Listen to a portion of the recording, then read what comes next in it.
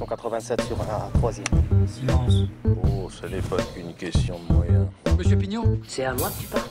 T'as qu'à aller regarder l'école. Dis-moi oui, baby, dis-moi oui. Le Big Mac.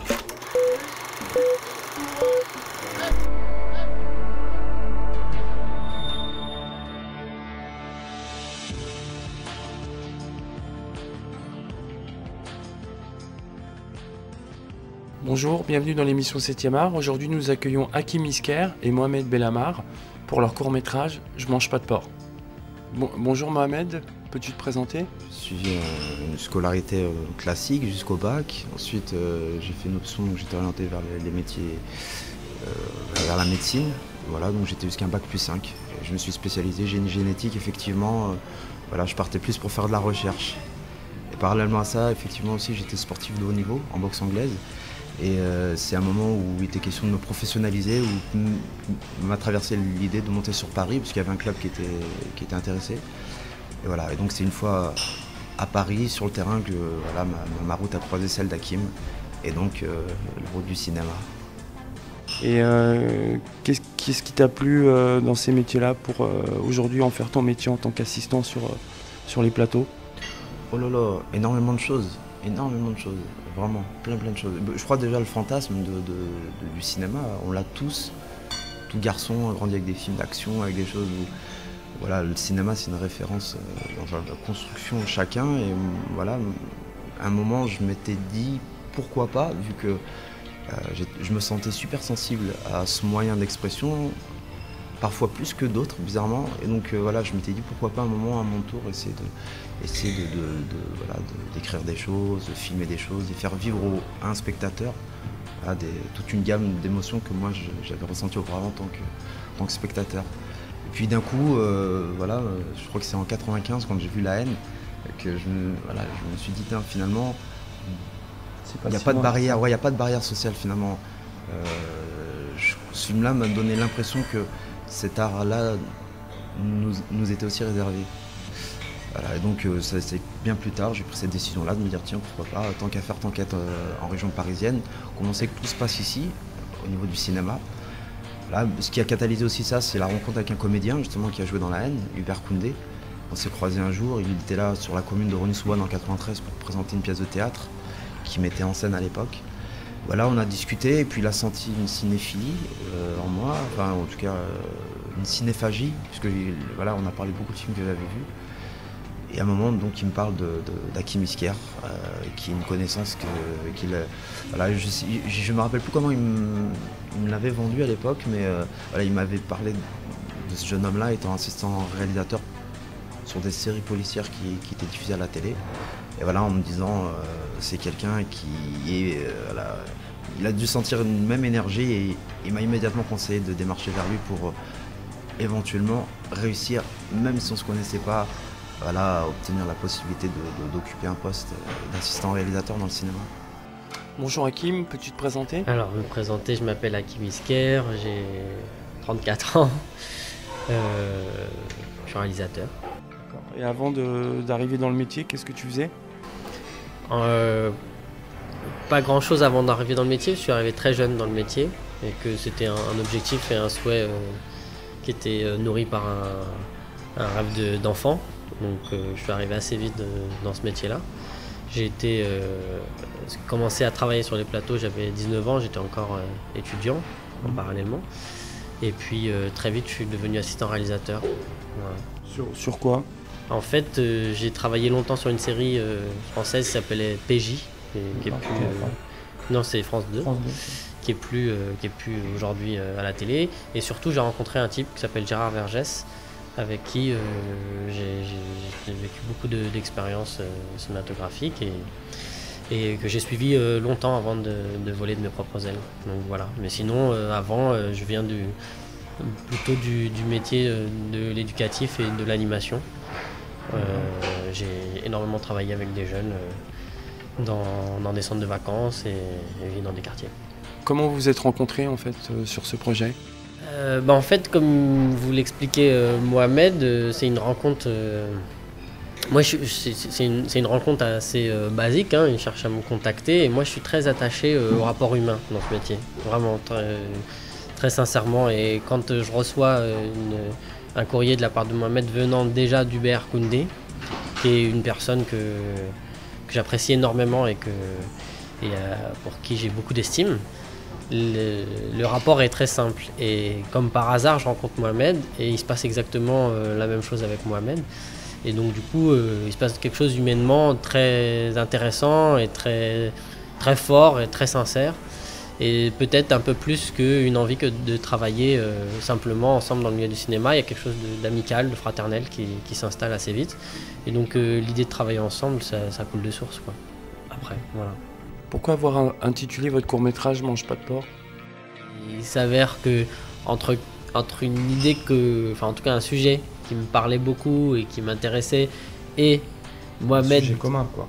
Voilà, un sujet commun, et Mohamed de l'autre côté, de certaines anecdotes qu'il me racontait, les histoires se recoupent.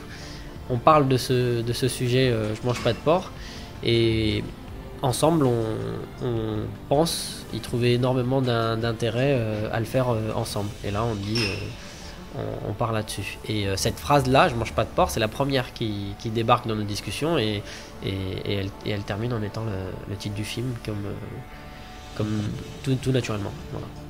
L'idée même de ce titre, elle est très simple. C'est que c'est comme ça qu'on nous appelait, en fait, enfants. C'est qui mange du porc, c'est qui mange pas de porc. Voilà la phrase dans la cantine scolaire, où sont les sans-porcs. Et donc cette phrase-là, qui disait... a résonné, quoi. Elle résonne, et donc quand nous on l'a dit, nous, je mange pas de porc, c'est une revendication. Mais effectivement, quand on dit quelque chose comme ça peut aussi être une déclaration d'amour, en disant voilà ce que je suis, mais ça m'empêche pas d'être français, ça m'empêche pas d'être, on a poussé la chose plus loin, ça m'empêche pas d'être musulman non pratiquant ou musulman pratiquant. Donc on a voulu poser toutes ces questions qui pour nous aujourd'hui font partie de la citoyenneté française, et en tout cas de l'identité française, en tout cas pour nous, en tout cas je crois depuis plusieurs générations, mais nous on est bien dedans en tout cas. Et donc à partir de là on a posé cette chose là, et quand on allait voir des gens pour nous aider sur ce film, ils s'arrêtaient pas au titre parce qu'on leur donnait le scénario et parce qu'on leur donnait cette note d'intention qu'on avait écrite, et je pense qu'ils ont très vite perçu déjà la douceur de nos propos et notre réflexion, et derrière en fait on parlait que d'une chose, c'était de l'envie énorme qu'on avait de voir ce film voir le jour. Donc du coup les choses se sont faites naturellement, et ce qui est aujourd'hui étonnant pour nous et qui est génial, c'est que les gens qui ont fabriqué le film, qui ont touché le film à un moment d'une manière ou d'une autre, sont toujours là, soutiennent, demandent des nouvelles, essayent de savoir où est le film. En ce sens-là, c'est une vraie belle aventure. Mais je crois aussi que c'est parce que un court-métrage permet ce type d'aventure humainement dans sa fabrication. Il se passe combien de temps entre l'écriture et le tournage ? Là, c'est plus technique, c'est plus particulier, mais il se passe beaucoup de temps entre le moment où on l'écrit et le moment où on le tourne, pour plusieurs raisons. D'abord parce que Mohamed, quand je le rencontre, comme il vous l'a dit, il débarque sur Paris, il est boxeur, il est encore étudiant, et puis il rentre dans le monde du cinéma. Donc il a plein de pistes, plein de choses à faire. Et moi, ça correspond à une fin de cycle où j'arrête d'être assistant réalisateur, où je me consacre réellement, je consacre mon temps à la réalisation. Hakim, comment vous êtes pris justement pour produire votre court-métrage ? Alors là, c'est très classique aujourd'hui. C'est vraiment, on s'est pas dit tiens, on a besoin d'une caméra pour réaliser un film et on va y aller comme ça. On a voulu avec Mohamed, en tout cas moi je l'ai voulu très fortement pour notre première expérience et pour la sienne en tout cas, faire un film comme de la manière la plus classique possible. C'est-à-dire qu'on a monté des dossiers de subventions à tous les guichets possibles et inimaginables qui existent en France. On avait une structure de production qui nous accueillait, qui était la boîte de prod avec qui je bossais à l'époque sur le court-métrage dont je vous avais parlé, La Planque, qui est devenu long, etc. À la Kiss, c'est ça ? À la Kiss, c'est ça. Et tout bonnement, voilà, ils ont supporté, ils ont accueilli le film. Et après, tout le reste, c'est un déploiement d'énergie hallucinante. Donc le matériel, on a eu une subvention de l'Accès, qui est, je ne sais plus exactement ce que ça veut dire, c'est l'aide à la diversité, entre guillemets, je ne sais plus exactement le terme exact. Et ce petit financement a été le départ de plein de choses, nous a permis de lancer le film. Et après, il n'y a eu que des apports personnels et surtout des aides dans tous les sens. Qu'est-ce que vous conseillez à des jeunes qui souhaitent justement se lancer dans le métier? Issus de la diversité ou pas, jeune dans le cinéma, c'est un statut compliqué, difficile, parce que ça veut dire qu'on est débutant. Et vu que pour moi le cinéma n'est fait que de débutants, puisque les plus confirmés ont toujours à faire leurs preuves et qu'ils sont toujours à tenir très fort leur place, c'est un milieu qui est petit, qu'on sait tous difficilement ouvert, il y a qu'une seule chose moi que je conseille, c'est de faire avec beaucoup de prétention ce que Mohamed et moi on fait, c'est-à-dire croire à ce qu'on fait, assumer nos envies, assumer nos désirs, et aujourd'hui grâce aux outils numériques, prendre une caméra, tourner, faire les choses, faire exister ta petite histoire sur un papier, puis ensuite la faire exister avec des potes sur une caméra. Mais il n'y a qu'une seule arme possible aujourd'hui, c'est la caméra, il faut l'utiliser tout de suite, comme un stylo, et pour s'exprimer. Rien ne se refusait, quoi. Tous les rêves sont permis, on est quand même dans un pays où heureusement il y a la sensibilité intellectuelle des gens qui m'ont considéré, alors c'est aussi l'avantage des métiers artistiques, mais comme un objet porteur d'idées, point barre. Sans savoir de quel pays je suis originaire, sans savoir de quel milieu social je suis originaire, etc. Et c'est, évidemment, bon, il y a ce truc-là aussi dans le sport, où c'est la performance qui forme les élites, mais là, tout est ouvert dans le milieu du cinéma, et d'autres, je pense, peut-être comme la musique ou le théâtre, dès lors qu'on tout se fait à l'énergie des gens, peu importe qui t'es, si tu as cette énergie à apporter, amène, les gens te disent ramène-la. Moi je sais que comme ça, tu vois, je me suis retrouvé par exemple à faire le casting d'un Prophète d'Audiard parce qu'on me demande est-ce que je connais un peu les banlieues parisiennes. Je les connais pas, mais je dis ouais, je les connais toutes parce que j'avais envie de toutes les connaître. Et là, ils m'ont donné les clés, ils m'ont dit vas-y. Et donc voilà, en permanence. Tu étais peut-être le seul aussi à pouvoir t'initier dans le sujet. Moi c'est un truc qui m'avait marqué, c'est quand j'ai bossé comme ça pendant 6 mois où j'ai fait le tour de toutes les banlieues et voilà, on a fini par avoir toute cette matière sur le plateau. Donc il y avait des vocations naissantes, de gens qui disaient ouais, j'ai envie de faire du théâtre, moi j'ai envie de faire. Puis tu avais toujours un groupe de gens qui leur disaient mais non, enfin des casseurs de rêves qui disaient. Et donc moi j'étais là pour leur dire mais justement, arrêtez d'avoir ce type de discours-là, parce que c'est à force de se répéter ce discours-là que personne n'a été démarché vers une boîte de production, leur dire « moi je suis capable de vous apporter quelque chose d'où je suis originaire, j'ai des clés que vous n'avez pas ». Et donc voilà, moi sans avoir fait ça, on est venu me poser cette question, est-ce que tu as des clés qui nous permettraient d'aller dans l'endroit où on n'a pas l'habitude d'aller? Moi j'ai dit oui, mais sachant que si quelqu'un l'avait fait à ma place, évidemment cette place-là ne m'aurait pas été proposée. Pour vous, qu'est-ce que représente la diversité? Ce qui est vraiment important, c'est justement le mot diversité, qui est hyper dangereux pour nous, parce que ce qui est le plus important pour un jeune, le conseil que je donnerais, c'est de lutter pour se retrouver soi-même, pour être soi-même, pour être fier de soi, avoir de l'estime de soi, pour apporter de la qualité, pour apporter des sujets et des projets de qualité. Et pour ça, le mot diversité commence à être un peu compliqué parce que on veut être singulier au sein d'une diversité. Alors que nous, on nous dit issus de la diversité. Nous, on nous dit aujourd'hui jeunes français issus de la diversité. Donc issus de la diversité, c'est déjà quelque chose de singulier qui est complexe. Donc c'est un petit souci parce qu'il faut se présenter comme étant singulier, différent des autres, original. Mais on a cette étiquette de la diversité sur laquelle on ne doit pas lutter pour la mettre de côté, mais on doit assumer. Mais la chose la plus importante, c'est de faire ce qu'on a envie et de l'assumer.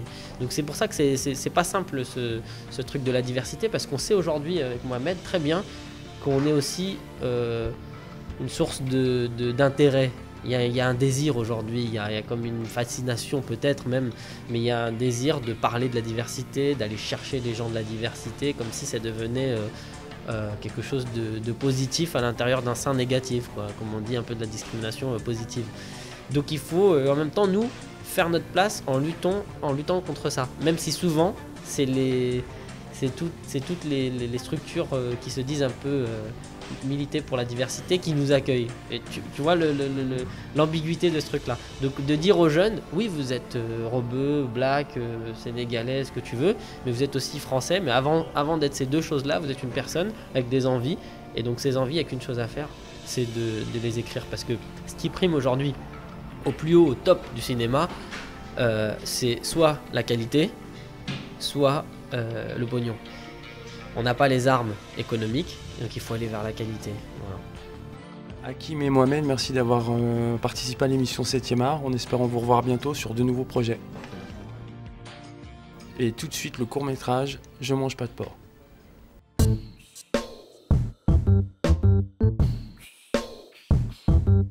Vous vous foutez de ma gueule, les frères Mickey? Oh, Mickey. Dis-moi oui, baby, dis-moi oui. L'an dernier, elle appelait chez moi tous les soirs.